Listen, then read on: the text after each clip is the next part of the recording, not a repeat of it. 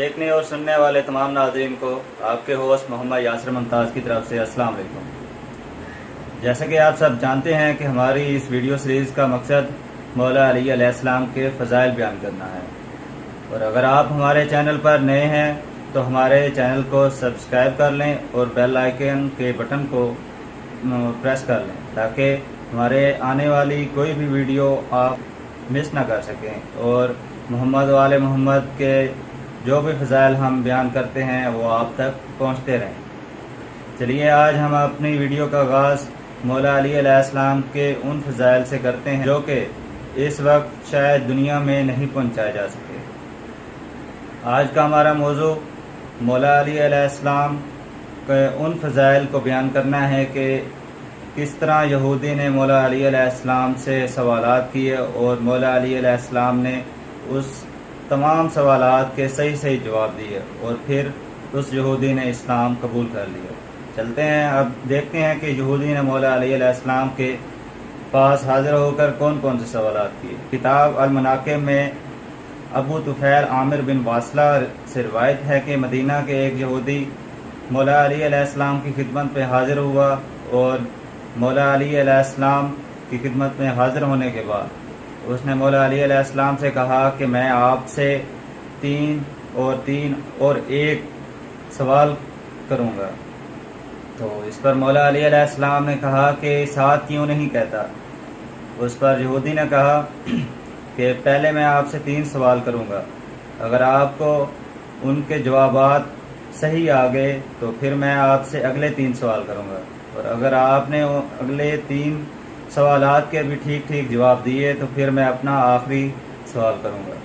اس پر مولا علی علیہ السلام نے فرمایا کہ تم کو کیسے پتہ چلے گا کہ میں نے ان تمام سوالات کے جواب ٹھیک دیے ہیں؟ تو اس پر یہودی نے اپنی آستین سے ایک چھوٹی سی کتاب نکالی اور مولا سے کہا کہ یہ کتاب مجھے اپنے آباء و اجداد سے ورثے میں ملی ہے، جو کہ موسیٰ بن عمران نے لکھوائی تھی اور ہارون علیہ السلام نے خود اپنے ہاتھ سے لکھی تھی، اور اس میں ان تمام مسائل کے جواب لکھے ہوئے ہیں جو میں آپ سے پوچھنے آیا ہوں۔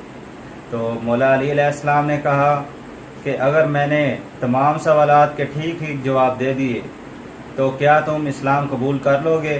تو اس پر اس یہودی نے کہا کہ ہاں ضرور، میں آپ کے ہاتھ پر ہی اسلام قبول کر لوں گا۔ یہودی نے پہلا سوال کیا کہ بتائیے وہ کون سا پہلا پتھر ہے جو آسمان سے نازل ہوا؟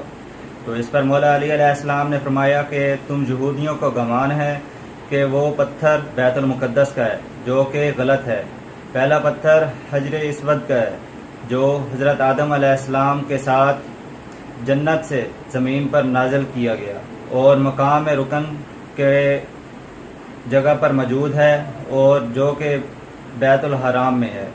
یہودی نے اپنا دوسرا سوال کیا کہ بتائیے وہ چشمہ کون سا ہے جو سب سے پہلے زمین پر جاری ہوا؟ تو مولا علی علیہ السلام نے اس سوال کا جواب دیتے ہوئے فرمایا کہ تم یہودی لوگوں کا گمان ہے کہ وہ چشمہ بیت المقدس کے پتھر کے نیچے سے جاری ہوا، جو کہ غلط ہے۔ پہلا چشمہ چشمہ حیات ہے، جہاں سے حضرت موسیٰ، حضرت خضر، حضرت یوشع اور ذوالقرنین بھی گئے تھے اس چشمے پر، اور اس میں ایک مچھلی جو کہ گر کر دوبارہ زندہ بھی ہو گئی۔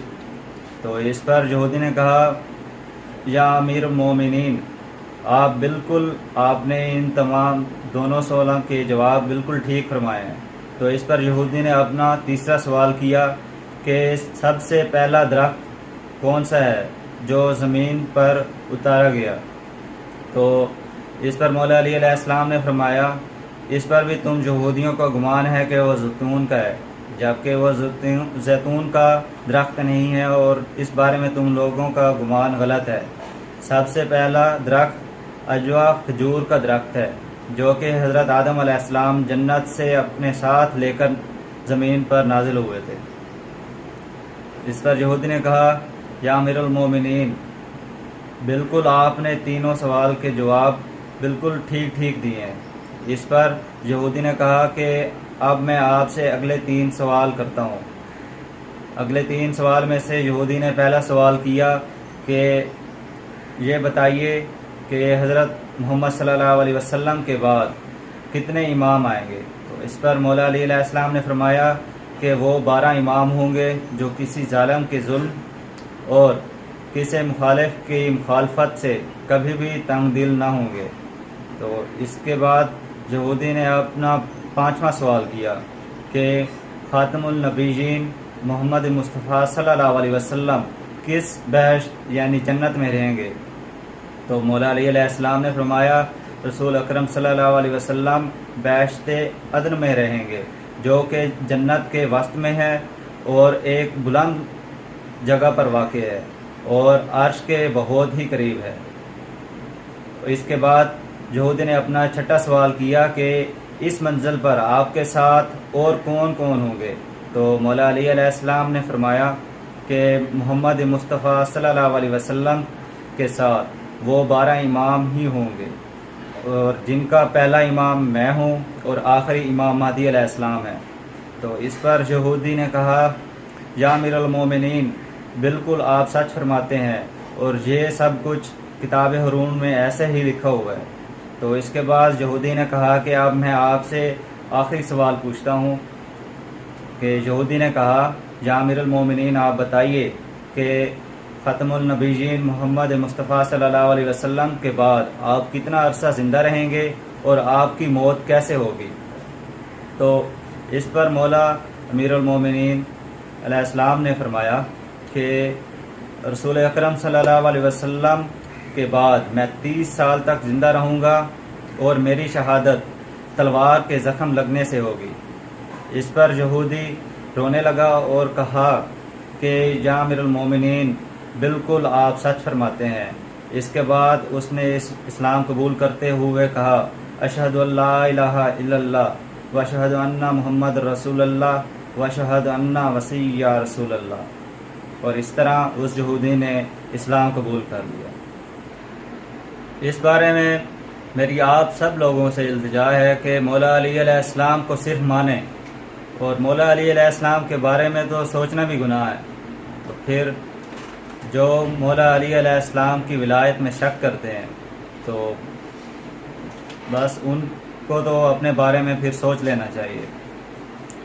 انشاءاللہ ہم اپنی اگلی ویڈیو میں ایسے ہی بہت سے مولا علی علیہ السلام کی فضیلت اور سبق آموز واقعات کا ذکر کریں گے۔ اگر آپ ہمارے چینل پر نئے ہیں تو ہمارے چینل کو سبسکرائب کر لیں اور بیل آئیکن کے بٹن کو پریس کر دیں تاکہ ہماری کوئی بھی ویڈیو آپ مس نہ کر سکیں، اور ہماری ان ویڈیوز کو اپنے دوست احباب میں بھی شیئر کریں تاکہ وہ بھی اپنے اسلامی نالج میں اضافہ کر سکیں۔ اپنی دعاؤں میں یاد رکھیے گا۔ اللہ تعالیٰ آپ سب کا حامی و ناصر ہو۔ اللہ